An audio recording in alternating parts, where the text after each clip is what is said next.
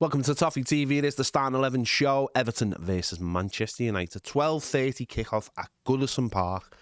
It's not the best of kickoff times, is it? I think even David Moyes alluded to it in his press conference. Not the best time to kick off for the fans, but there we have it. That's just the way it is, isn't it? Let's get into it. In goal, Jordan Pickford.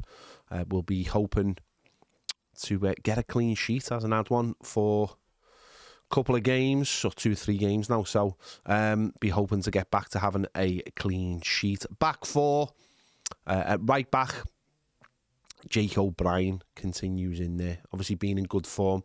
Even if he wasn't in good form, there's no one to really replace him, with the news that Nathan Patterson isn't back just yet. Hopefully he'll be back for the next set of games. So I think Brentford will be too early for him, but hopefully he'll be back for the next set of games. But Brien's been in really good form, and again, this will be another tough game for him, another learning curve. But he's done really well for us this season. Has been in the last few games, and has been a real reason why Everton have changed their fortunes.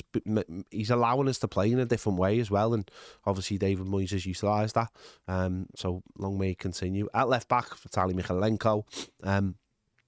It'll be an interesting game for both fullbacks because of the way Manchester United try and play. Obviously now they're playing more of a 3-4-3, with the wing backs trying to get high, trying to push us back, and Mykolenko's obviously been playing a lot higher, so be interesting one to see how much we risk going forward. But I think we're going to have to, because that's how you win games of football, and that's been David Moyes' mantra so far as the Everton manager. There's two centre-backs, James Tarkowski and Jared Branthwaite. Obviously,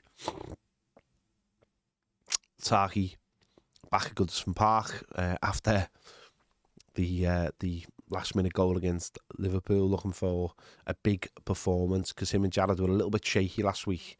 And, we're looking for those two to really, again, step up and be the backbone of the team. Jared Branthwaite, obviously, linked with Manchester United heavily, obviously, in the summer, and will be again coming forward. I'm not sure they can actually afford them, but he'll still be linked with them. And in the game at Old Trafford, wasn't his best game when he just come back from injury. It wasn't his best performance. Obviously, give away a goal as James Tarkowski had also an own goal, so ricocheted in off him. And hopefully in this one he steps up again, and him and James Tarkowski give big performances to help Everton hopefully get a clean sheet. Ahead of them, Idrissa Gay and James Garner. Again, those two have been pivotal in the change in our fortunes. Idrissa Gay just again continues to be he just continues and continues and continues. He's in really good form, and even when he doesn't have his best game, he still has an influence on the game just because of the way he plays in midfield, and obviously James Garner as well. Hopefully try and get him on the ball against his old team, trying to pick out those runs from Beto and get him behind Manchester United's back three. So obviously those two are massively important. Ahead of them, Carlos Alcaraz, I think, will continue for me anyway. I think how can you take him out the team after getting a goal and an assist in his first start? Yes, the core is back, but for me, I think having someone on the bench like the core is really important in a fixture like this. So huge opportunity for Alcaraz starting his first game at Goodison Park, and hopefully he takes it with both hands like he did last week at Selhurst Park and chips in, contributes to Everton scoring goals and winning the game.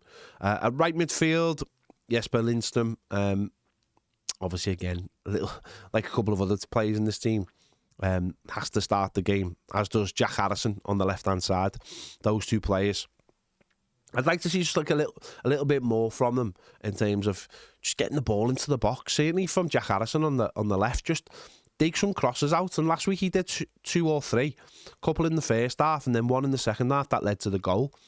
Just put it into the box and hope that one of our players is at the end of it. And certainly if it's from keeping it alive from, say, a set piece, we'll have big players in the box. And it's such an important thing, just at times going early with the cross and trying to catch out defenders and the goalkeeper. And Beto, who obviously will be starting this game for us, will be in, is decent in the air, and he doesn't score loads of goals in the air, but is decent in the air. So yeah, obviously Beto starts us up front, and we just want him to continue that run that he's on at the moment. And he's, if he keeps that run going, then in a few weeks when maybe some of the other players start coming back, there's absolutely no reason why he would be left out the side. And it's about making sure that when those players come back, he is absolutely Everton's starting centre forward for those games. So not much in terms of players coming back, if any. And as I said, after the Brentford game, I think we've got 10 days to the next game after that. And I think in that time, might be a case of 2 or 3 or 4 returning back. So big couple of games for Everton coming up in the next few days. If Everton can get a couple of positive results, that would be fantastic, and then we'll start to get the players back. So let me know your thoughts in the comments on this one. John and myself has done the match preview, so make sure you check out that one as well. If you haven't already, make sure you check out the video of the first test event down at Everton's new stadium. Make sure you check that out. Give this video a like, subscribe if you haven't already. We've got more great videos. Join us over on Toffee TV Premier. The link is in the description. The QR code's coming on the screen now. See you later.